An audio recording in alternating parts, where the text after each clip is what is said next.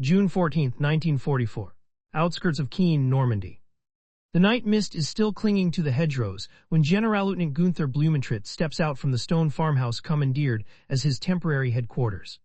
Somewhere to the west, artillery mutters like distant thunder, not a barrage, not yet, but the restless clearing of throats before speech. Diesel fumes hang low in the cool air, unfamiliar and unmistakable.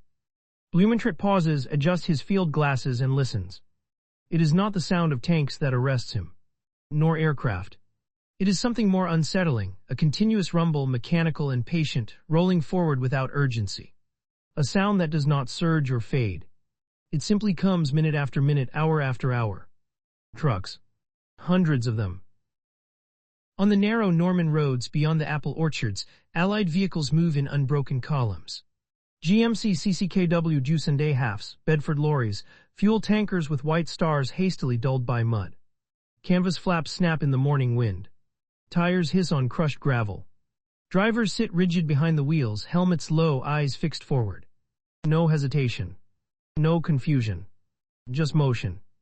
Blumentritt has seen armies move before. Poland 1939. France 1940. Russia 1941. He knows the difference between momentum and improvisation. What he is seeing now is not improvisation. This is system. A staff officer approaches, boots crunching softly. Herr General, he says, lowering his voice. Reconnaissance reports the same traffic through Bayeux, Isigny, and Carenton. It has not stopped since yesterday. Blumentritt does not answer immediately. He raises the binoculars again. Another column crests a low rise, trucks nose to tail, disappearing eastward toward the front. No gaps wide enough for artillery strikes. No clustering that invites air attack. They are spaced with mathematical care. Well, the officer ventures. Blumentritt exhales slowly. This, he says, is not an invasion force anymore. He lowers the glasses. This is an occupation. Only 8 days earlier, on June 6, the German High Command still believed the landings at Normandy might be contained. Crushed even.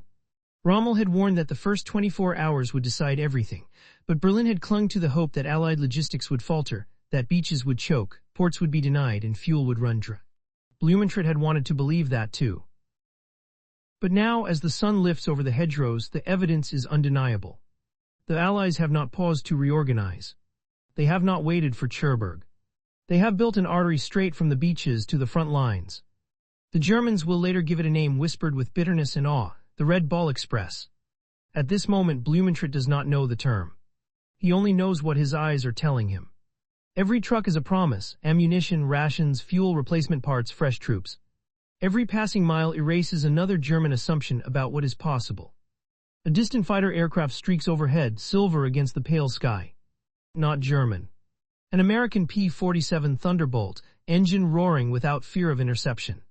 It circles lazily like a shepherd watching over a flock. Blumentritt turns back toward the farmhouse.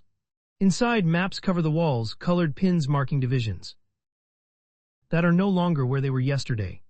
Radio operators murmur into headsets, reporting fuel shortages, delayed movements, units stalled for want of shells. Always the same phrase, Versorgungsproblem. Supply problems. At the table, a colonel points to the Orne River line. If we can hold here, he says, tapping the map, the enemy will have to pause. They cannot support a breakout without ports. Blumentritt looks at the man. For a long moment, he says nothing. You still believe that? He asks quietly. The colonel hesitates. It has always been so, Herr General. Blumentritt gestures toward the window, toward the road where another column of trucks grinds past. Always, he repeats. Until today. By mid-morning, reports arrive confirming what Blumentritt already senses. Allied engineers are repairing roads faster than German artillery can crater them. Temporary fuel dumps appear overnight, camouflaged under netting. Ammunition stockpiles are dispersed, not centralized, frustrating Luftwaffe attacks that rarely get through Allied air cover anyway. The German army is fighting with skill, courage, and experience. But it is fighting hungry. And Blumentritt understands something fundamental, something no counterattack can fix. Battles are won by tactics. Campaigns are won by logistics. Outside, the trucks keep coming. Not in a rush. Not in desperation. But with the calm certainty of an army that knows it will not run out. Blumentritt closes his eyes briefly. In that instant, the war in the West changes shape for him, not as a future possibility but as a present fact. D-Day, he realizes, was not a gamble. It was a calculation. June 18, 1944. Normandy interior, German 7th Army sector. The maps are wrong. General Günther Blumentritt realizes this as he studies the latest situation board under the dim light of a hanging bulb. The colored pins, blue for panzer divisions, red for infantry, suggest a coherent front. A line. Something that can be bent, reinforced, counterattacked. Outside, reality moves on rubber tires. A radio crackles. Another report. Another request for fuel that cannot be met. 21st Panzer reports operational strength at 60%, an adjutant says. Fuel sufficient for one major movement after that. He does not finish the sentence. Blumentritt nods. He has heard it all day, every day. Units willing to fight, eager even but chained to the earth by empty fuel tanks. Guns with crews but no shells. Trucks immobilized not by enemy fire but by arithmetic. He steps closer to the map and traces a finger westward, toward the beaches the Germans had sworn would become killing grounds. Utah. Omaha. Gold. Juneau. Sword. Names that once meant little, now burned into every German briefing. What do our observers report? Blumentritt asks. The intelligence officer swallows. Constant traffic, Herr General, night and day, roads marked with luminous signs, military police controlling intersections. The Americans are efficient. Efficient. The word lands heavily. German doctrine had always prized decisive movement, Schwerpunkt, the concentration of force at the critical point. But concentration requires supply, and supply requires freedom of movement. In France in 1940, German columns had surged forward while the enemy's logistics lagged behind. Now the roles are reversed. Blumentritt remembers something an American officer once said to him before the war, during a staff exchange in the 1930s. We don't move until we know we can feed the move. At the time, Blumentritt had thought it timid. He thinks of it now as prophetic. By late June, Allied engineers have turned Norman cowpaths into functioning supply corridors. Bridges destroyed by retreating Germans are replaced with Bailey bridges in hours, not days.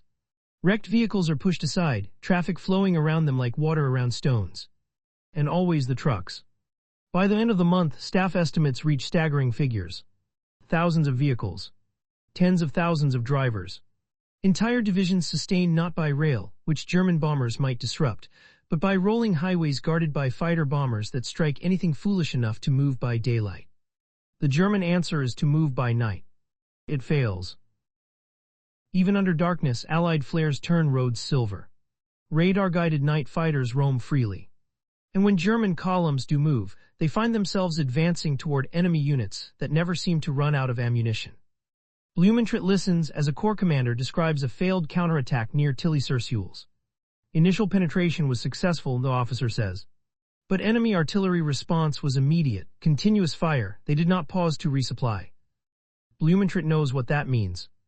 It means somewhere miles behind the front, a truck driver is climbing down from his cab, lighting a cigarette and opening the back of his lorry. It means shells stacked neatly, fuel flowing through hoses, rations handed out with bureaucratic precision. It means time favors the enemy. On June 23, Blumentritt travels briefly along the rear areas. He does not go far. Allied aircraft make daylight movement hazardous, but far enough to see the contrast with his own eyes. A German supply point consists of a few camouflaged trucks, horses tethered under trees, men waiting. Always waiting. An Allied supply point, glimpsed through binoculars from a hedgerow, is alive with motion.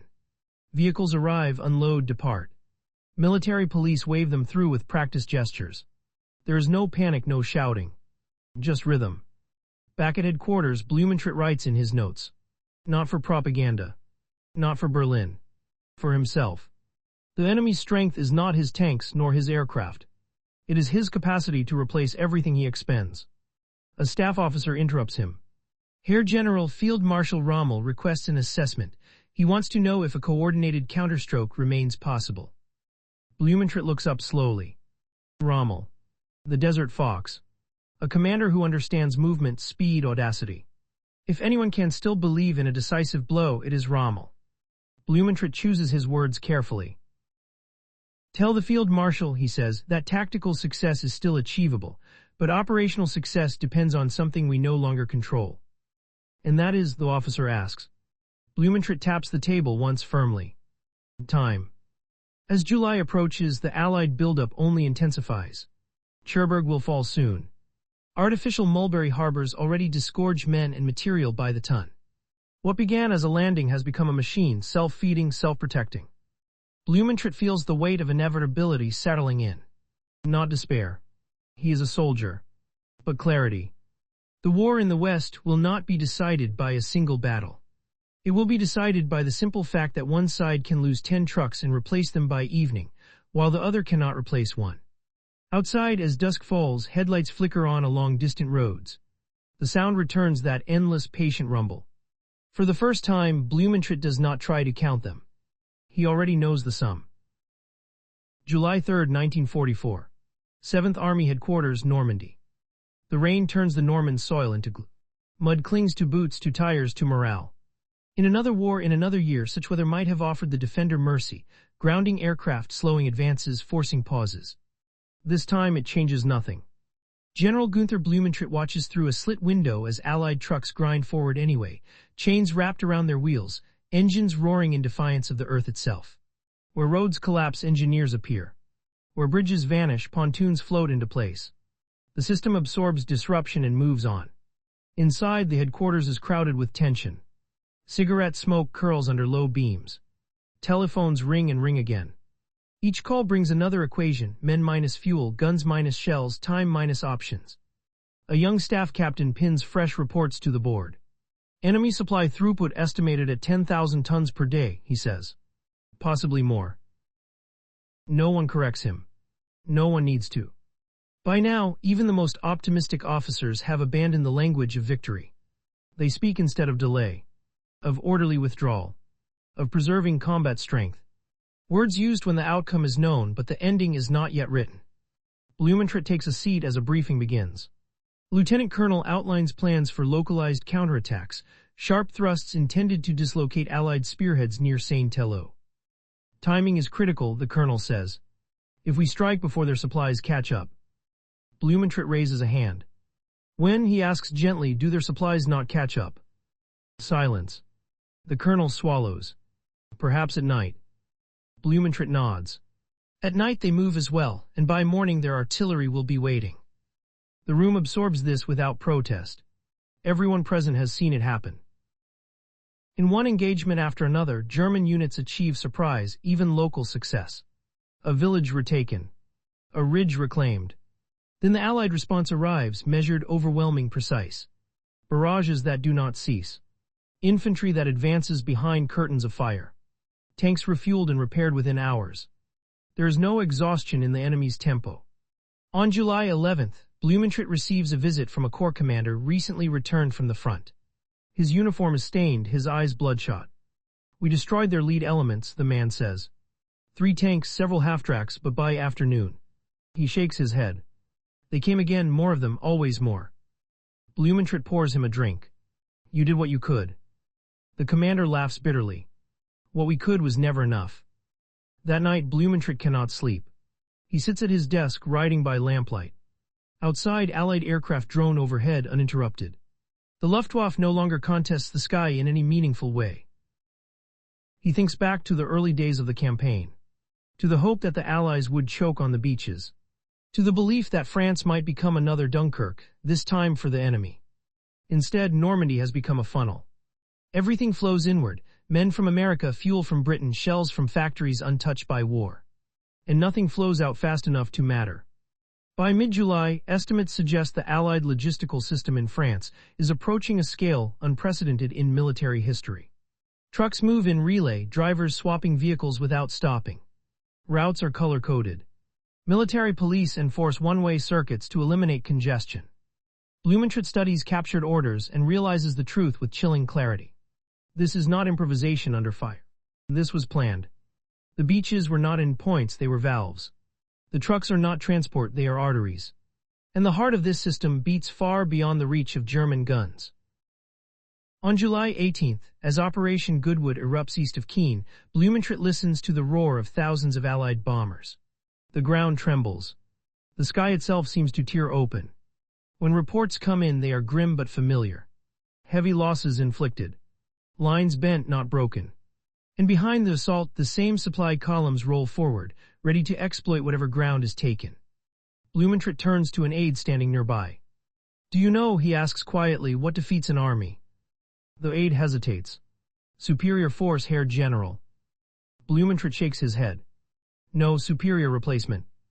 He looks back at the map, now crowded with arrows pointing inexorably eastward. For the first time, he allows himself to think the unthinkable, not whether the Germans can stop the Allied breakout, but how long they can pretend otherwise. The trucks outside do not slow. They never will. July 25, 1944. West of Saint-Tello, Normandy. The bombardment begins before dawn. At 9:38 hours, the sky to the west turns white. Thousands of Allied aircraft, heavy bombers, medium bombers, fighter bombers, pass overhead in layered formations so dense they seem to blot out the sun. The ground shakes as if struck by a hammer the size of a city. This is Operation Cobra. General Günther Blumentritt is not at the front, but he does not need to be. The reports arrive in fragments, carried by runners and radios alike. German positions pulverized. Communications severed. Units buried or scattered before they can even report contact. But what interests Blumentritt most is not the destruction. It is what follows it. Within hours, Allied infantry advances, cautiously at first, then with growing confidence. Tanks follow. Engines growling, their turrets already scanning. And behind them, like a shadow that never detaches, come the trucks. Fuel. Ammunition. Bridging equipment. Medical supplies. All of it arrives as if on schedule. Blumentritt knows the pattern by now. Where Cobra punches a hole, the logistical flood will widen it. What begins as a breach becomes a corridor, then an open road. By the afternoon, German resistance west of Saint-Tello begins to collapse. Not everywhere at once, but in enough places to matter. A divisional commander radios in. His voice is hoarse. "Enemy pressure continuous. Our anti-tank guns are effective, but ammunition nearly expended. Requests resupply." Blumentritt closes his eyes for a moment before answering. "There is none to send," he says. The words taste like ash. He listens as the commander acknowledges, then cuts off transmission, not in anger, not in despair, but with the flat tone of a man who understands his situation too well. Elsewhere, Allied units push through hedgerows once considered natural fortresses. They do not pause to consolidate. Engineers blast gaps, infantry pours through, armor follows. Every success is reinforced immediately. Every pause belongs to the Germans. By July 27th, it is clear that the front has not merely bent, it has ruptured. Blumentritt studies the latest maps. Arrows spill eastward and southward, no longer confined to narrow axes. The enemy is maneuvering in open country now, the very terrain German doctrine was built to dominate. Except the Germans no longer have the fuel to maneuver. A staff officer speaks quietly, almost apologetically. "Herr General, intelligence estimates the Americans are sustaining over 12,000 tons of supplies per day." 12,000. Blumentritt repeats the number silently. He imagines it as weight, crushing, inescapable. A daily tide that cannot be bombed, shelled, or delayed in any meaningful way. He recalls later describing it simply, impossible to counter. At headquarters, arguments break out. Some officers demand immediate withdrawals to avoid encirclement. Others insist on holding ground to buy time for reinforcements that will never come. Blumentritt intervenes. "We are no longer deciding the battle," he says. "We are deciding how many men survive it." The realization hangs in the air, heavy and final. By the end of July, German units begin to disengage in earnest. Retreats are chaotic, often conducted under constant air attack. Columns move by night, hugging tree lines, abandoning vehicles for lack of fuel. Meanwhile, Allied supply routes lengthen and do not weaken. The Red Bull Express, now fully organized, operates around the clock. Drivers sleep in their cabs. Vehicles move in one-way loops to maximize flow. Accidents are cleared in minutes. Breakdown vehicles are simply pushed aside. For Blumentritt, the meaning is unmistakable. The Allies are not racing against time. Time is working for them. As July fades into August, the German position in Normandy becomes untenable. Not because German soldiers have stopped fighting, they have not, but because they are fighting an enemy whose strength renews itself faster than it can be depleted. One evening, as Blumentritt stands outside headquarters watching another distant column of headlights snake across the darkened countryside, an aide speaks softly. Do you believe, the aide asks, that we can still stop them? Blumentritt does not answer immediately. No, he says at last. We can only slow them, and even that briefly. He turns away, knowing that what he has witnessed in Normandy is not merely a defeat, but a lesson written in steel and gasoline. The breakout has begun, and it will not be stopped. August 1, 1944. Near Avranches, Normandy. The air smells of dust, hot metal, and burning rock. General Günther Blumentritt listens as reports pour in from every direction at once. The German front, such as it is, no longer resembles a line. It is a scatter of formations, some retreating, some cut off, some still fighting where they stand because no orders have reached them. Avranches has fallen. With it the gate to Brittany, and beyond it the open roads of France. Blumentritt knows the geography well. He understands immediately what this means. Once the Americans break through at Avranches, there will be no hedgerows to slow them, no narrow lanes to constrain armor. Only distance. And distance favors the side with fuel. A staff officer points to the map, voice tight. Enemy armored columns moving south and east simultaneously. Estimated advance 30-40 kilometers per day. Another officer interjects. Their supply lines should be overextended by now. Blumentritt looks at him. Should be, he agrees. But they are not. Because the trucks have followed. Even as armored spearheads surge forward, the Red Ball Express stretches itself eastward like an elastic band that refuses to snap. New depots appear almost overnight. Fuel points are leapfrogged forward. Bridges across the Weser and the Saloon are secured and reinforced before German demolitions can be effective. Every kilometer gained by the Allies becomes permanent. On August 3rd, Blumentritt receives word of an attempted German counterstroke, Operation Overlord, a desperate armored thrust toward Mortain intended to cut the American corridor. He listens in silence as the plan is outlined. Panzer divisions attacking through narrow valleys. Limited fuel. Inadequate air cover. When the briefing ends, Blumentritt says only, "They will see us from the air." He is correct. By midday, Allied aircraft descend in waves. Thunderbolts and typhoons rake German columns trapped on exposed roads. Tanks burn. Trucks explode. What little fuel the Germans possess goes up in smoke. And behind the Allied fighters, unmolested, the supply columns continue to roll. Blumentritt receives the final reports 2 days later. Operation Overlord has failed catastrophically. The Germans have spent their last operational reserves for nothing. Now the Allies are free to turn north. Blumentritt sees it before the orders arrive. He traces the map with his finger, Avranches to Argenton, Argenton to Falaise. A vast pincer closing slowly but inexorably. The Falaise pocket is forming. Inside it are tens of thousands of German soldiers. Blumentritt's voice is calm as he issues instructions for withdrawal, consolidation, escape where possible. But he knows what will happen. He has watched the machinery long enough to understand its endgame. The Allies will not rush. They do not need to. They will tighten the noose at a pace their logistics can sustain, which is to say at whatever pace they choose.